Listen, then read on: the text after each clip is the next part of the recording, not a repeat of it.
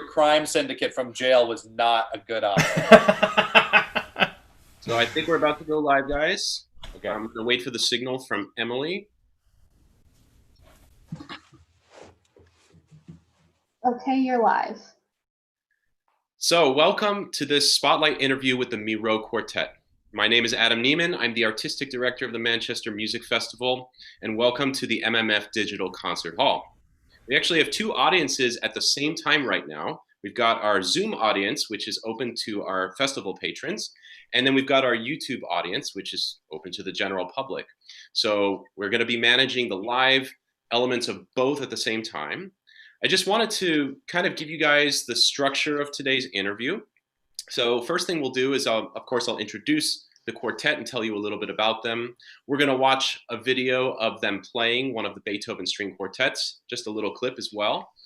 I'd like to advise my Zoom audience to remain muted throughout the interview process, but at the last few minutes, I'm going to open it up to live questions. So my Zoom audience can feel free at that point to unmute themselves and go ahead and ask questions. I will call on people individually at that point. Now, both to the Zoom audience and the YouTube audience, if you have a question during the interview, feel free to just type into the chat box. If I can work that question into the interview, I certainly will. But if not, I will do my best to have time to read them at the end, and then the quartet can answer. Okay? So that's going to be today's interview structure. And without further ado, let me get right to introducing the amazing Miró String Quartet.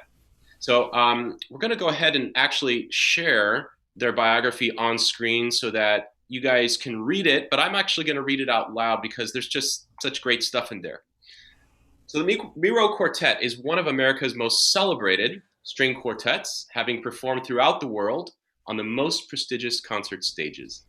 Based in Austin, Texas, and thriving on the area's storied music scene, the Miró takes pride in finding new ways to communicate with audiences of all backgrounds while cultivating the long-standing tradition of chamber music.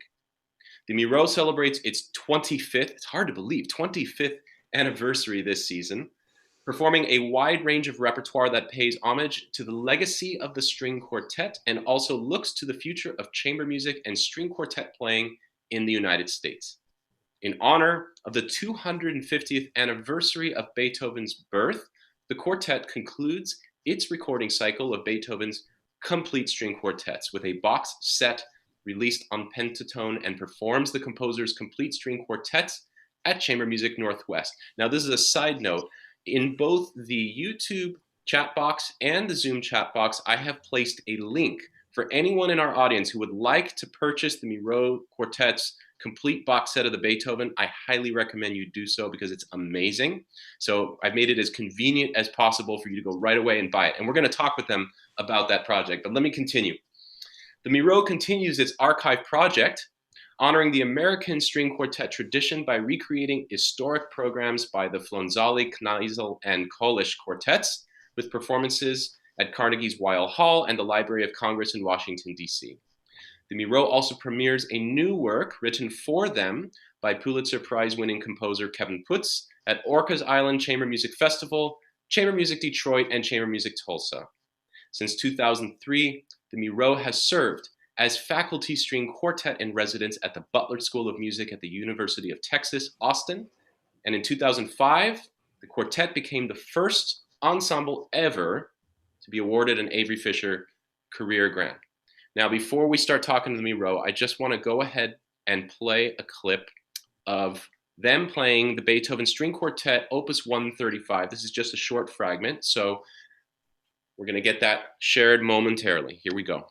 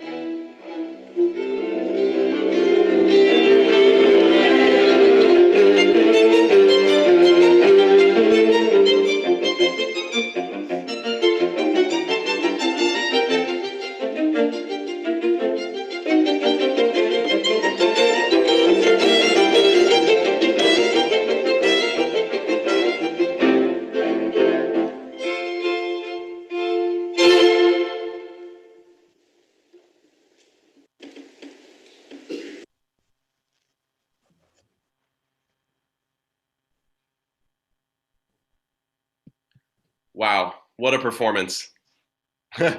Thanks. Welcome, Miró Quartet. So we have Daniel Ching, William Fedkenhoyer, John Largess, and Joshua Gindel. Welcome. Thank you, Adam. Yeah. So I think let's start by going back to the beginning. Would you tell us how you met? You want me to handle that one, Daniel? Yeah, go ahead. Okay. First off, by the way, Adam, I have to commend you for how good you are at this whole thing right now. Oh, You're like your announcing abilities are pretty stellar, really top-notch stuff. It's great. It's great. So the quartet met in 1995. We were all students at the Oberlin Conservatory in Ohio. Daniel is a couple of years older than I am, and had been playing a lot of chamber music at Oberlin. I mean, a lot. He would often have 2, 3, and 4 groups every semester because he loved playing chamber music so much. And it was also my first love as a musician. I was never terribly interested in the orchestral literature. I love it. I think it's beautiful, but I didn't love playing an orchestra, and the solo stuff wasn't for me either. So we actually, the first time Danny and I played together was in a quartet with Sibby Bernhardsson, who was in the Pacifica Quartet for many, many years, and another violinist named Lisa Kim, who's in the New York Philharmonic. It was a great experience, but they were obviously moving on to do other things. So Daniel and I started the group with 2 other people, a violist named Kathy Bazarek, who is I believe the associate, am I right about that? Associate principal violist of the Boston Symphony. And Jenny Che, who, well, actually, let me take a step back. The first original second violinist was Amy Oshiro, who's in the Philadelphia Orchestra now. She very quickly realized that we were far more serious than she was as far as chamber music was concerned. So she stepped away, and Jenny Che joined the group for a number of years. And that was the group that actually did its first set of competitions.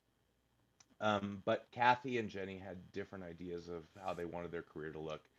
And Kathy ended up going to the Curtis Institute and Jenny to Juilliard. So when we were looking for a violist, John, our current violist, this is now 22 or 23 years ago, joined us through a common acquaintance. The music world's small, so we were lucky that somebody recommended that he join the group. And Sandy Yamamoto, who was our second violinist for 16 years, 17 years, who is Daniel's wife, joined the group at the same time. So that group existed for about 16 years, and then Will joined the group now. How long has it been, Will? 9 years. 9 years. Yeah, 2011. Yeah. fantastic. I'm always curious with an established ensemble, how do you go from, the time in your life when you're focused as an individual player, in the training phase particularly, to deciding that being a part of an ensemble is your life. And you were talking about that you knew, Joshua, that the orchestra life wasn't for you, the solo life wasn't for you. And I'm curious, just in general, the sort of the mindset, how does it dawn on you, yes, I want to be part of a quartet? And what is it about a string quartet in particular that draws you guys so much to the medium? Well, I think we all have 4 very different stories. I mean, Josh kind of touched on it a little bit. As you know, Adam, you and I grew up in the Bay Area together. Adam and I go way back. But I was lucky enough I was at the San Francisco Conservatory prep department, and early on was exposed to string quartet playing when I was 10. And I loved playing the violin. I loved music, but it was that moment when I was introduced to quartet playing where I was, wow, I can do this and not be alone in a room for hours. And then, of course, the music, it really comes down to the music, Beethoven. And my first interest came because of Bartok, actually. I heard a full LP sets. Some of you may remember LPs.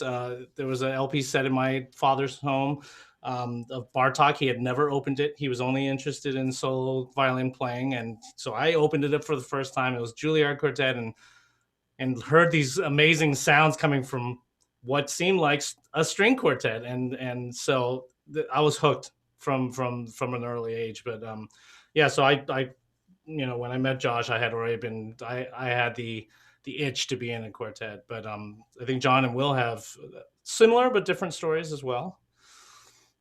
Yeah, for me, I mean, I grew up in Calgary, Alberta, where at the Mount Royal Conservatory at the time, it's now Mount Royal University, has a really amazing string program. And when I was young, I was quite big for my age, and so I always, from the age of 8 or 9, I was always having violin lessons and some form of orchestra, and then chamber music and technique classes. And so they approached me, I think, when I was 9 or 10, and my violin level was in the midst of the pack or bottom of the pack, but I was big, and so they said, "Hey, we can put you in a group with some of your friends, and you can play the violin, or if you'd like to play this viola, then we could put you in this group with a few other older players who I had looked up to for years." And so I was like, well, show me this viola thing. And and it was immediate for me, the same thing that Daniel's talking about. I was like, wait, I get to play with these other incredible players. We have so much fun together. And then, by the time I was 16, I was playing viola parts to Bartók 6, Smetana Quartet, Opus 131, and these were quartets I had never heard of, but it was those moments that really lit the fire for me. When I went to university, I still was kind of thinking about orchestra. I really loved that. But then I had this amazing semester with Paul Katz, who was the founder of the Cleveland Quartet, who took us through Haydn Opus 76 number 1 and number 5, Haydn 76 number 5, and that whole experience just sort of opened up an entirely different world for me, and from there the hook was set for me. John, your experience was quite different than mine. You want to share a little bit of that? It's interesting because, Adam, for me, I started playing the viola relatively late compared to a lot of other musicians. I started taking lessons when I was in 7th grade in public school, and so my first viola lessons were actually group lessons that were chamber music. I don't think I had a lesson on my own, one-on-one with a viola teacher for a year. You'd go to your class and would have our tune-a-day book, and there'd be 2 or 3 violins and me playing viola and a cello. You all play the same tunes out of the book. And so I remember most of my early experiences playing were always with other people, and then doing string ensemble at high school. And then later on, I did a program on the Saturday in Cambridge and Boston at the Longy School, which was also almost all chamber music. So in some ways, I was a little bit cheated, quote unquote, from playing all those beautiful viola solo works by Piston and Hindemith and all these endless solo things that really, again, in my first 5-6 years of playing the instrument, I wasn't really aware of them. I was much more aware of the great music for viola in the string quartet and in chamber music. One of the things that was fun for me, even in high school with my nerdy music friends, was come in early before school and read early Mozart quartets together in little pickup groups. There's lots of Bach double violin concerto played in a string quartet form. And that always, musically it's so fun, but also I just enjoyed it personally. I liked being in that small group and making music together, and everyone had a chance to express their ideas or play something different, and you could appreciate it and hear it. It was fun. And in many ways, the viola, for me, is an instrument that it brings other instruments together. It's wonderful to hear it on its own, but I think it's maybe its biggest strength is to make many voices sound like one, and like for example, like a quartet or something like that. I like that. Yeah, string quartets certainly have a very special role for viola, and I know from coaching a lot of chamber music and working with string groups, just how challenging that can be, but how much of an anchor it is on every front, from intonation to rhythm to, the core of the sound and all those things. I want to touch on the process with you guys, because I think our audience, they get to see the final product of a great string quartet come onto stage, right? And it's an amazing experience. The synthesis of sound, the ideas seem so organic. Everything just flows. And, as an audience member, you get this sense that the quartet is somehow communicating on this nonverbal level, of course, which is what's happening. And so for the non-musician particularly, to understand how you get there, maybe we can delve in without giving away your trade secrets, of course. We can delve into some of those things. So I think maybe a good place to start is like, how do you first of all choose your repertoire? Because I'm sure as four individuals, you have individual taste, and maybe I don't like this piece. I don't want to invest in that, or I really want to play this piece. So how do you guys deal with the repertoire selection to start off with? Should we argue about this for a few minutes before we? I mean, my colleagues can chime in when they feel. I think what's interesting now that we've done this for 25 years. Actually, if I reflect on it, we don't think about this that often. We don't get really a chance to stop and actually say, what have we done and how have we grown? But even the process of choosing repertoire has changed for us so much over the 25 years. If I think about, and it's a natural evolution, but I think about in the first few years, of course, all four of us came in stubborn-headed. We had each had our own list of things that we had to play, and fought and said, no, I want to do this. No, we ended up with 75 pieces in one brainstorming session, and we only had slots for maybe 10, 8, especially being a young quartet. And I think the thing that has changed for us is that as we've gone and we've played more of those things, we've scratched those itches, we've played the piece that we wanted to play in year 1, year 2. But we also know that we have this future in front of us that if I don't get my piece out this year, next year, it's maybe not a good time to do it right now. But it really, right now, our process really is a brainstorm. I mean, we set out not one date, but several dates over a course of months. We talk to our management if they're looking for something specific, or if we have a relationship with the presenter, with you, Adam, with whoever, and if they have something off in the distance that they're thinking about, we work those in, and then we have these brainstorming sessions. And we basically still start with this and come down, hopefully, to something that makes some sort of sense for a season 1, 2, 3 years from now. But I think our maturity in that process has grown. I think there's less infighting and teaming up and feeling shafted and whatnot. But I don't know. How would you guys describe our process? Somebody else can maybe. I mean, the one thing I was going to add to that is that we now, with responsibilities at the University of Texas, where we teach, plus many of us have families, and we're also, I mean, for the last number of years playing upwards of 100 concerts a year, we also have to balance how much repertoire that we can learn, because we have a limited amount of time to learn new repertoire versus repertoire that we've been playing for a long time. And also, I think from just sort of the perspective of what we love to play, and really, when it comes down to it, I think where we make decisions around repertoire is, what do we love? What do we feel passionate about? Where do we connect emotionally to particular pieces or composers? And so, we have to balance all of those things. And so we're not learning 12 or 16 or 20 new pieces a season, because we're balancing that with the things that we want to bring back and things that we love that we maybe haven't played for 10 or 12 years. Or like this year, for example, the Beethoven season, we have to have these Beethoven quartets for all these cycles that we're doing. So that's another thing to weigh into it. You have 16 massive string quartets you have to have in your repertoire basically for a couple of years. That does in some ways limit the other stuff that you can sort of feel comfortable learning and performing. Yeah, that makes perfect sense, just having to balance the old and the new to be able to kind of keep your workload manageable. William, you had a thought too?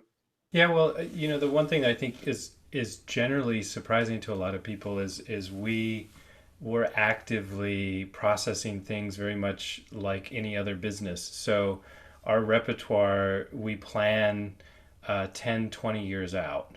And we have a very intricate, the spreadsheet that goes with repertoire planning is maybe the most intricate part of what we do, because it has to, and it keeps getting better.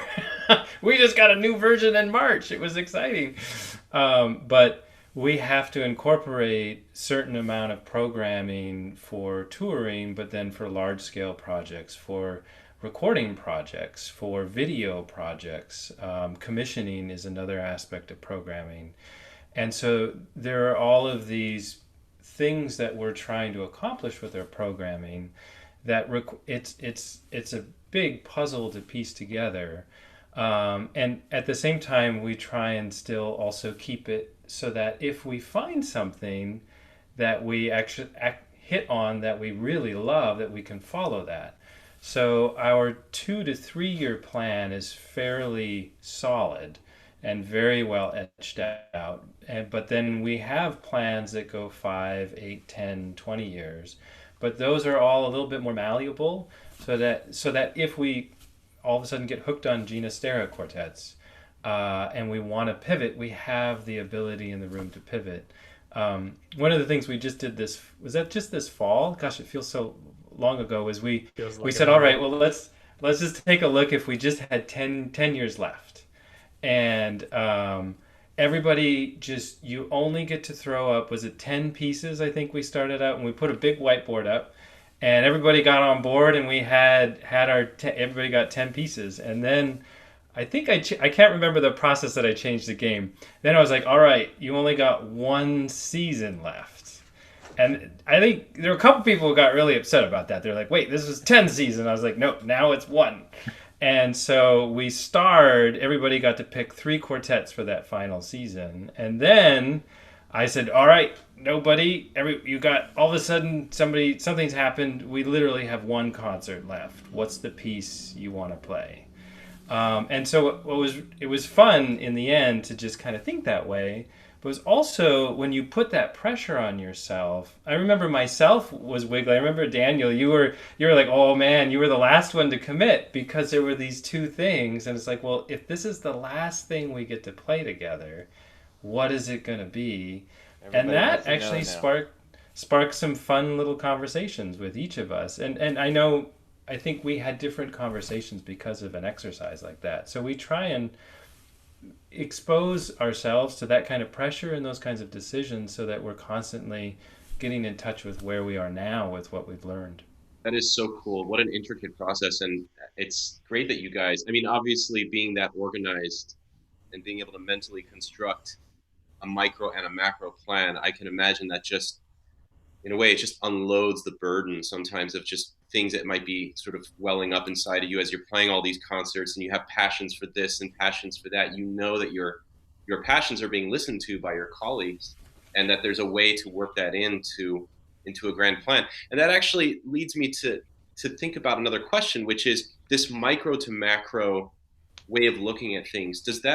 Would you say that that's also a component of your rehearsal style as a quartet, that are there certain rehearsals where you decide, okay, this is a micro day, we're going to do intonation work, we're going to touch on these 3 things, and we're just going to fix these issues? Or now it's a macro day, and we're gonna run the piece, and we're gonna feel the flow of this movement. So how does that work for you guys? Or are you always kind of picking back and forth?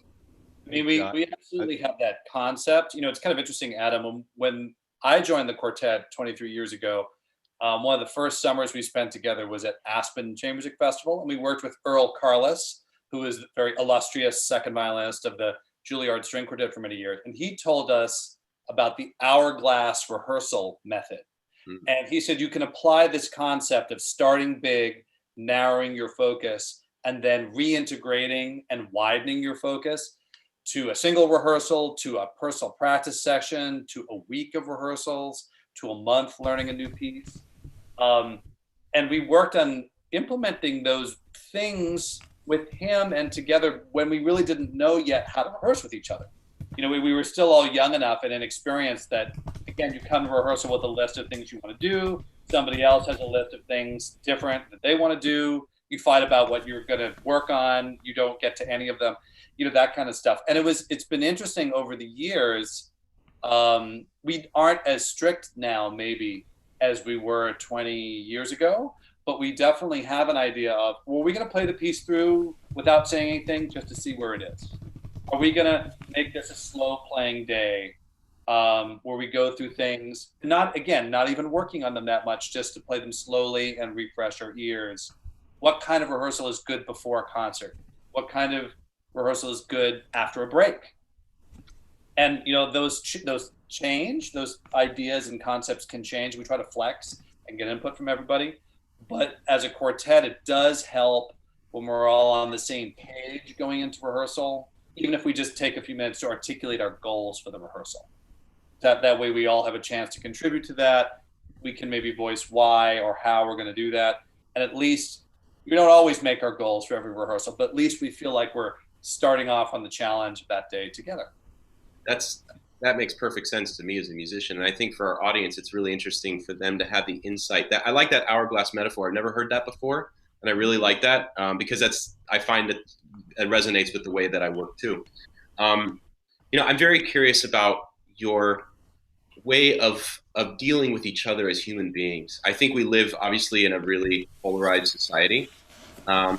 And I can imagine you guys have different points of view and you come from different backgrounds too, but not only political stuff, but just the basic human principles of working together. And I think what's so beautiful about chamber music in general is that it represents human beings working together on stage to make something beautiful. And of course, for humanity, that's a metaphor.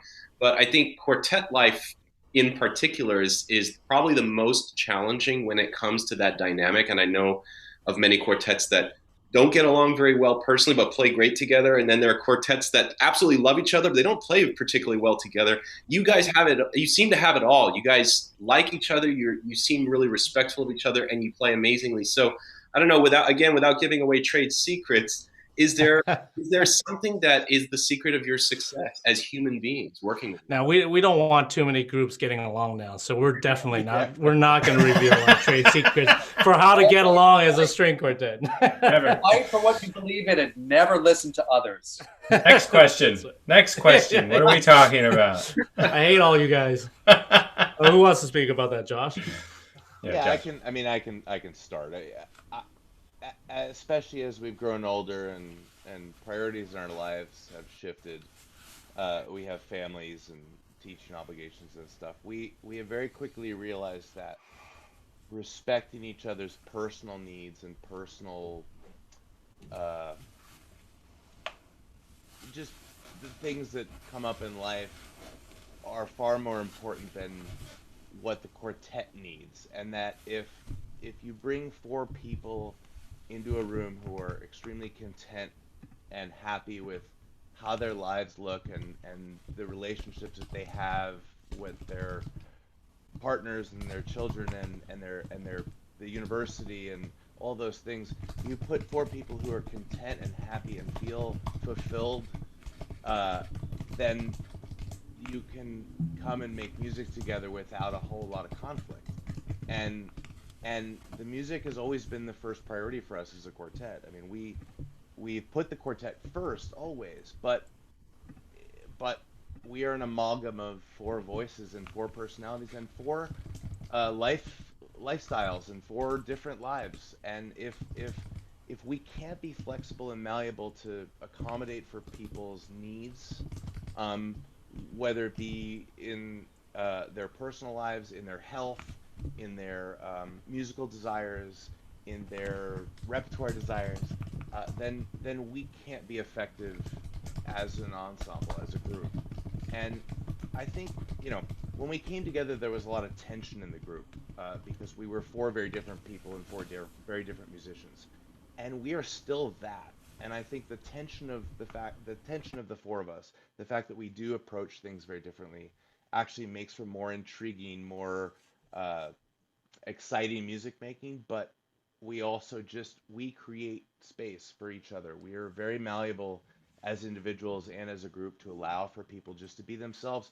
And also, from the very beginning, I will give a lot of credit to my colleague John, because I feel like he was maybe the biggest impetus to this early on. But we are very, very open and transparent with each other about what we need, what we're feeling, if there's an issue internally or even in our own personal lives, uh, we we do not shy away from talking about it, because if it just sits and festers in some way, then it's going to rear its ugly head later and be a much bigger problem than it was to begin with.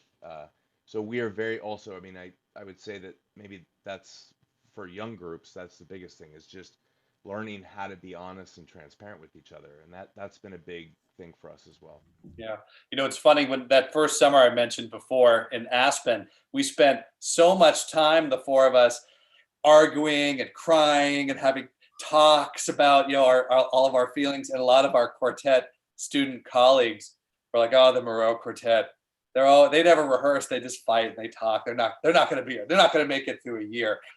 But what's interesting, but seriously, being able to do that and actually listen to each other and learn to listen to each other, not be afraid to express when we were stressed, when we had a disagreement, when we felt sometimes not listened to. Looking back, I'm really lucky that we're in a place where we could do that, because we ended up building a lot more communication skills. Communication is a two-way street. So you can prime yourself to listen well, or you can prime yourself to listen looking for the argument. You can prime yourself to speak your mind in a way that can be heard, or you can prime yourself and the group to say things in a way that creates conflict.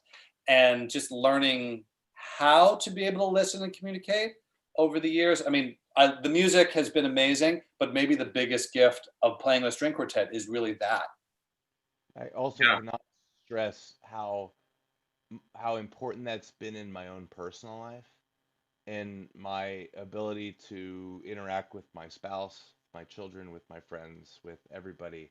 The skills that I learned playing chamber music, and especially in this quartet, like translate and create an environment in my own personal life that make things so much better. Like I understand how to be malleable and communicate effectively. That's amazing. William. I was just going to add, I mean, it was fascinating for me because before joining the Miró, I was in the Bormale Quartet for a number of years, and then also the Fry Street Quartet, which both have very different cultures. And I would say even over the almost decade that we've been together, I think the value of putting personal communication and personal relationships at the center is really a group thing.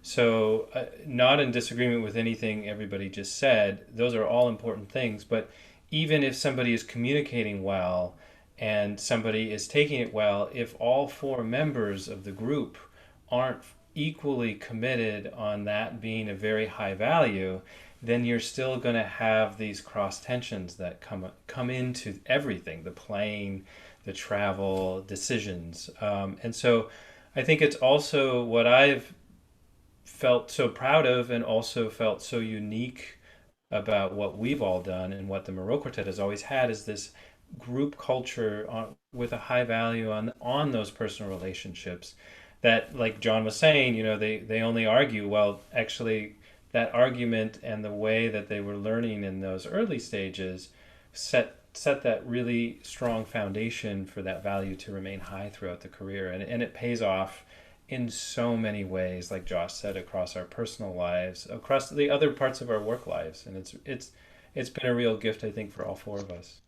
That's why you guys are a quartet after 25 years, still going strong, because you can communicate that way. Yeah, we have one comment from our board president, who was saying maybe chamber music is the secret to long-standing marriage, relationships. It's kind of all related, really. World peace. World peace through chamber music.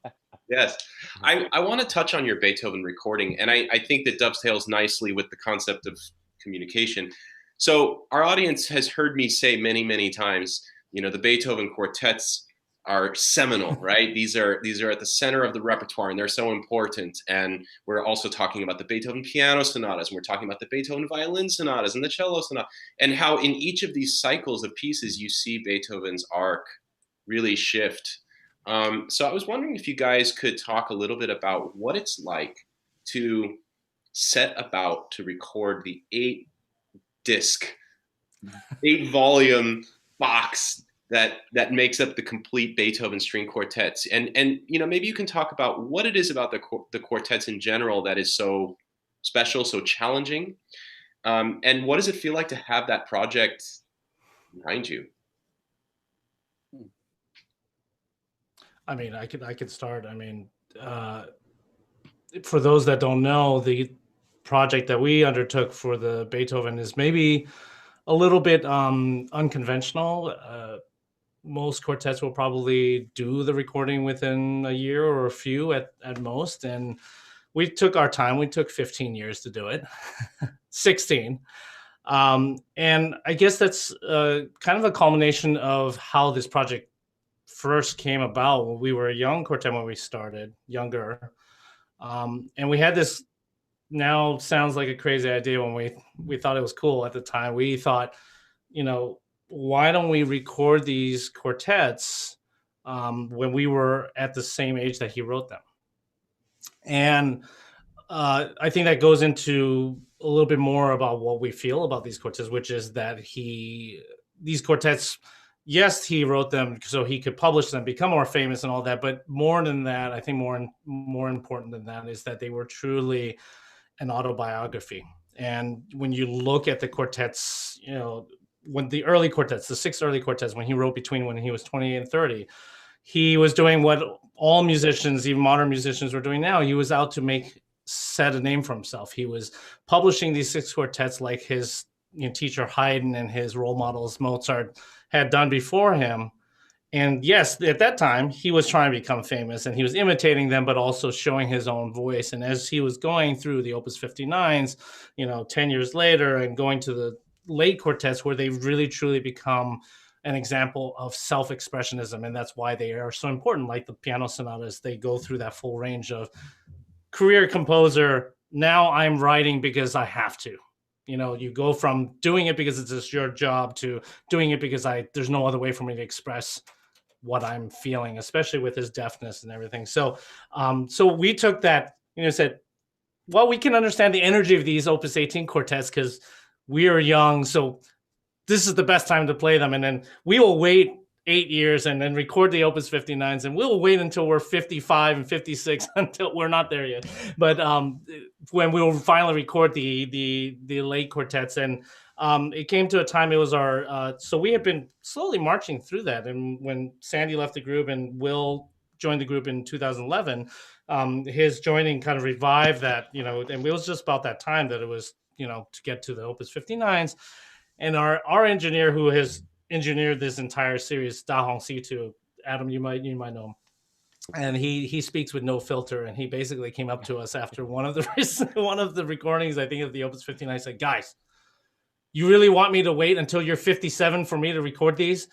I might not be around, and also you guys might not be able to play these anymore. And he had a point, because the quartets are very difficult to play. They're written by a pianist, and they're very awkward on the instrument, and it takes a certain amount of facility to do these things. And while we may digest this music better as we are older, there is also a certain youthfulness in the moving parts of the instrument execution that needs to be at top form. So he really convinced us to compress this down, and we got it down to 16 years rather than what would it be, 28 years span for Beethoven.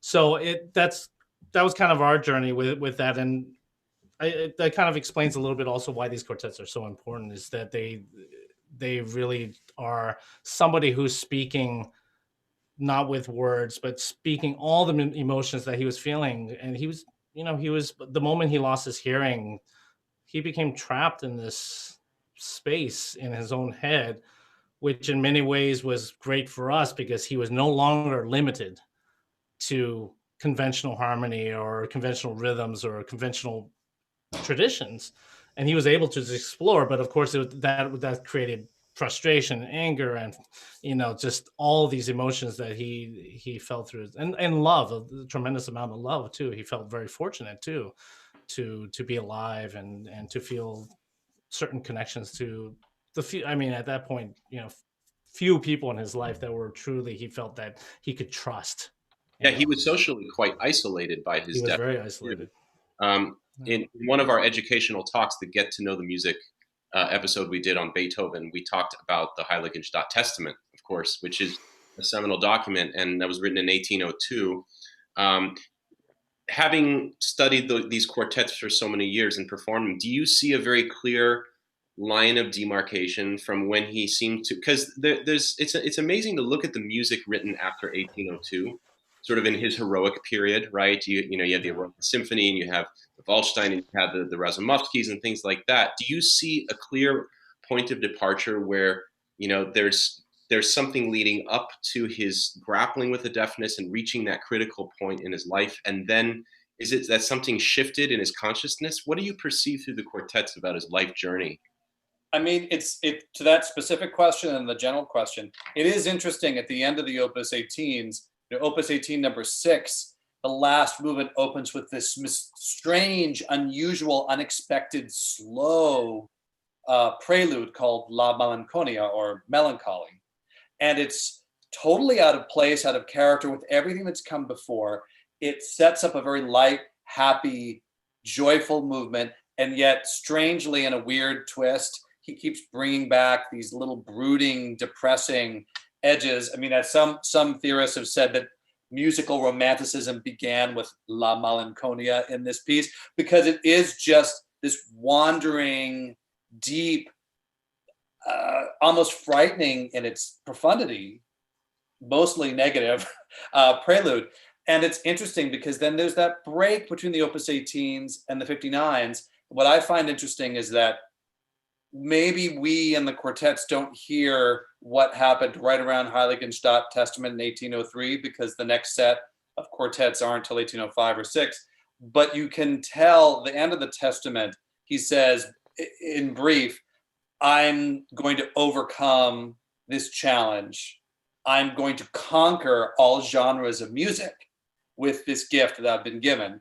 And there is that sort of that determination, that heroic conquering thing. And you do see that, I think, from the Razumovskys in almost every quartet, maybe not every single one, for the rest of his life, that he takes a genre, the quartet, which is traditionally thought of as precious, intimate, small, for an aristocratic salon. And he creates these things like the late quartets at the end that are symphonic scopes, huge emotional ranges, more impact than maybe an opera in 45 minutes.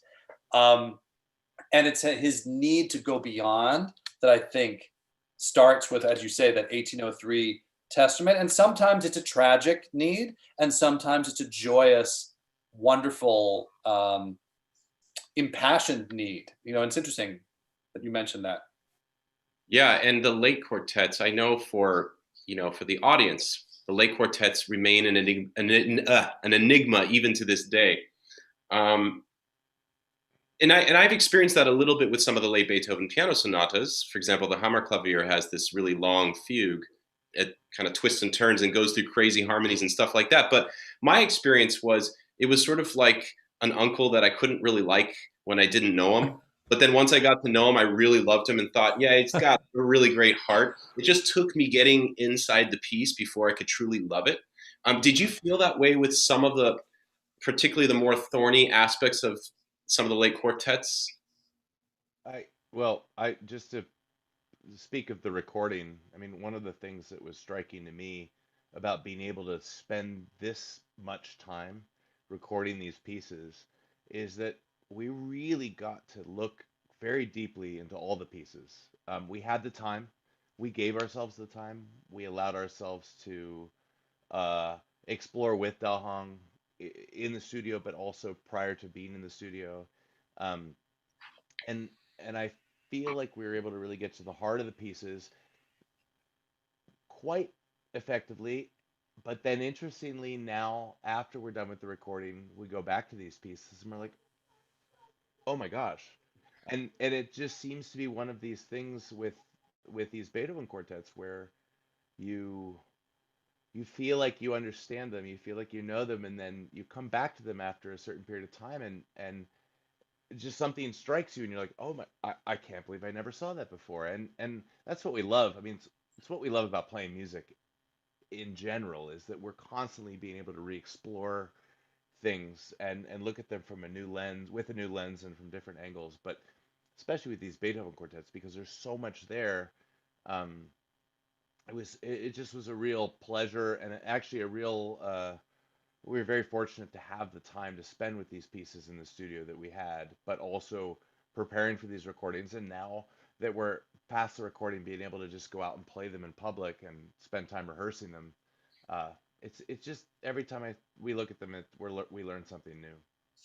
I can imagine that on some level, having that recording behind you is a relief. I mean, not just the workload of it, but I'm sure as a quartet as mature as the Miró Quartet is expected in a way to produce that kind of legacy, right? The legacy item of the Beethovens. And so having that looming in front of you must put pressure on you. But in a way, I would be very interested to hear you guys play those quartets again now that that recording's behind you, because I'm sure you feel liberated in some ways from the shackles of the recording process. Yeah. Well, oh, go ahead, Daniel. Oh no, I was just gonna make a joke. Maybe it'll be like painting the Golden Gate Bridge, where it's time for us to start our second recording. We'll do the Opus 18 starting next year and take another 16 years. I mean, one of the things I was going to add, just thinking about having the recording behind you, in many ways, it's very strange, because I think another way that we look at these recordings and this recording process for us is it's very much an opportunity to dive deeper and explore and take the time. And not that we don't do that anyways, but we dedicate a lot more freedom and time to do that. Even the sessions themselves, very much for us, is a learning and a growing experience. And it's physically and mentally exhausting. But at the same time, there's a totally different type of growth that's happening inside of that. So there's a part of, I think, myself, but also the group, where it almost feels like it's a new launching pad. That now we've reached this level of depth, and we've been able to work out all of these things in a different way, specifically for this microphone that's right there. Because you have to play differently for that microphone than you do in a 500 seat hall or a 2,500 seat hall. So it's almost like you achieve this new level of knowledge that you are then entrusted with, and you get to explore it. Earlier, we were looking at 132 and these 4 bars that I've always felt like awful just playing them, and I've always been glad to get to the other side, and I look around at the group and everybody's smiling, and I'm like, okay, well, I guess that went better.